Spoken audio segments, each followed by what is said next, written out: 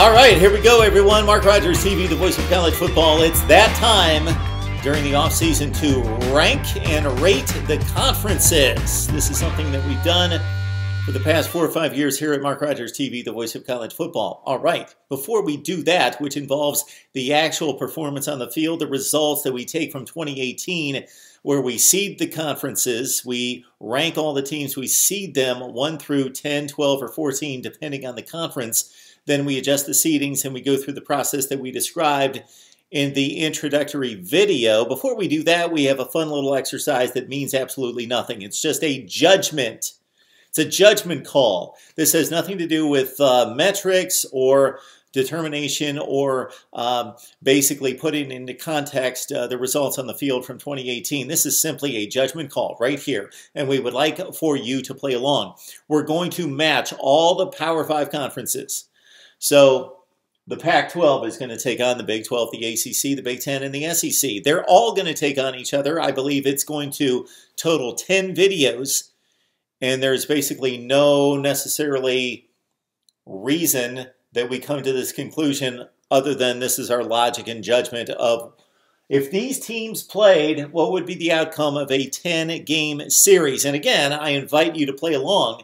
So before we break down the actual metrics and scores and results, performance on the field from 2018 involving all the Power 5 conferences against each other, we're going to play this little exercise together. So this is our first video with the Big 12 taking on the Pac-12. So unfortunately, we've got 10 teams in the Pac-12, 10 teams in the Big 12, and 12 teams in the Pac-12. Therefore, we had to dismiss 2 teams from the Pac-12 to make it a equal series here.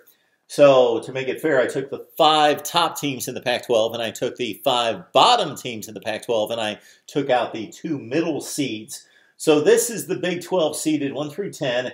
This is the Pac-12 seeded 1 through 12 with the 2 middle seeds, the 6 and 7 seeds taken out.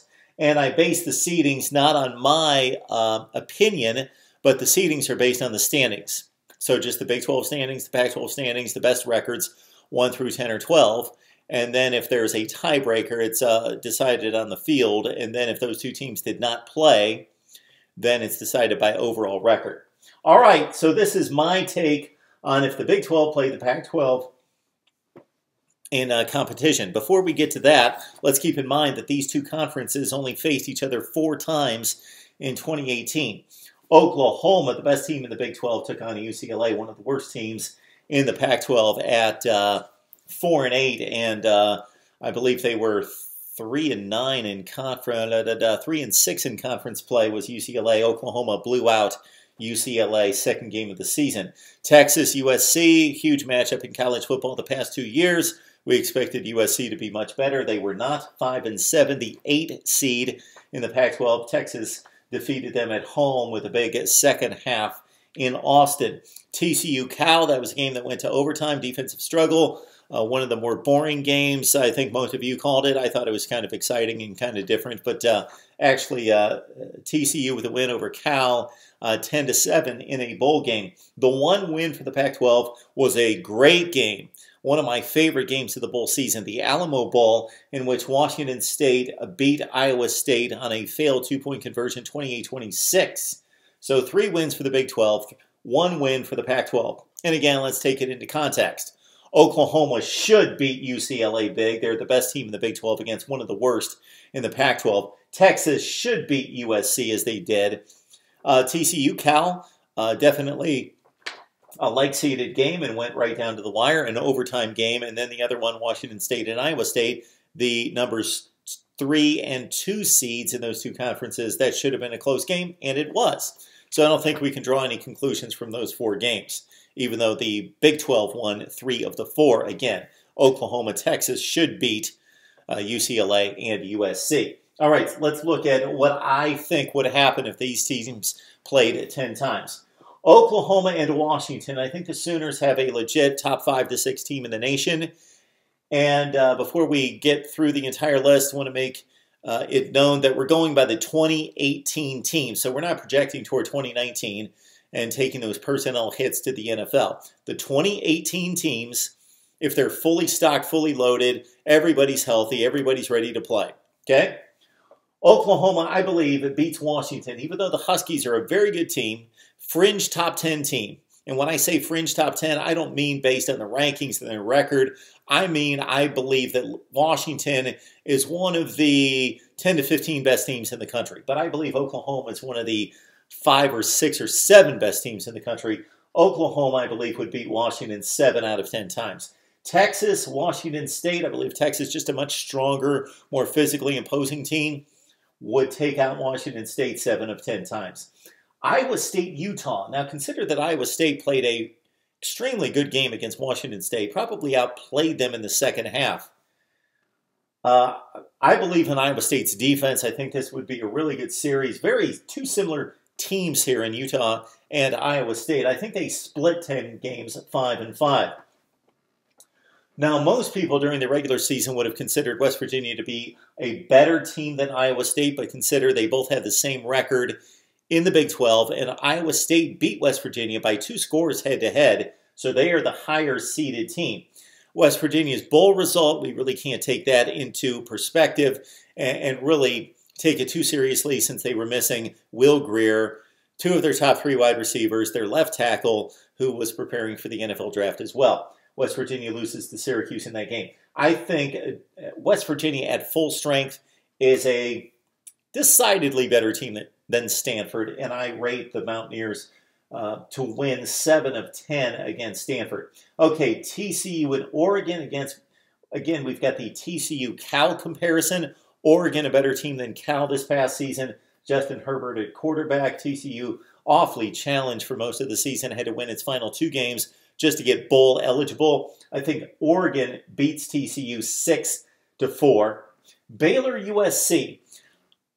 I thought about taking the lean toward USC and USC's talent. I think USC definitely has a more talented roster than Baylor. Baylor played better football, though, and in what I believe is probably a better conference. Baylor splits with USC 5-5.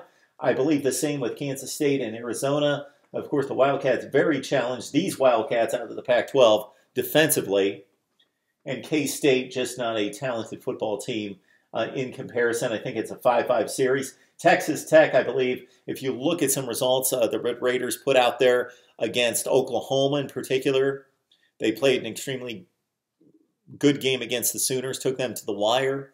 They beat Oklahoma State handily. That Texas Tech on occasion played really good football. They beat Houston by a couple touchdowns. UCLA did not really play any really good games against anyone of note. They played much better down the stretch, but when they lined up against a Utah, they lost by 31 points even when they were playing better in November. So Texas Tech wins this series against UCLA 6-4.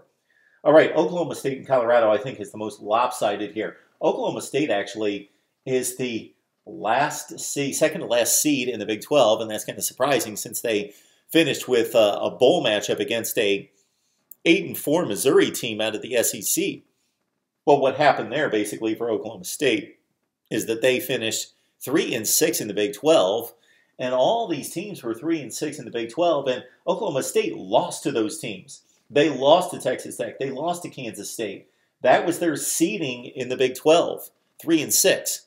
But out of conference, they beat Boise State by 3 scores. In conference, they beat Texas.